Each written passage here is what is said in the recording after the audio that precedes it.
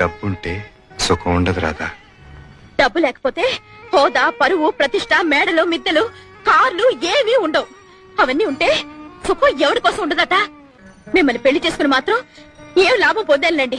రాధా, మళ్ళీ చెప్తున్నాను, డబ్బు జీవితం కాదు. అయితే ఉద్యోగం మానేయండి.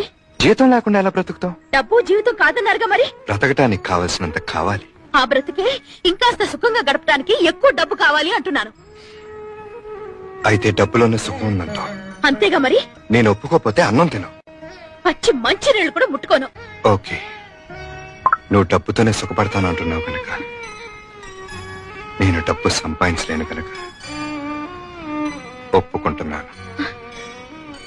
సంతోషమేనా? రా, కలిసి భోంచేద్దాం. తర్వాత ఈ అవకాశం నీకు మళ్ళీ దొరకపోవచ్చు.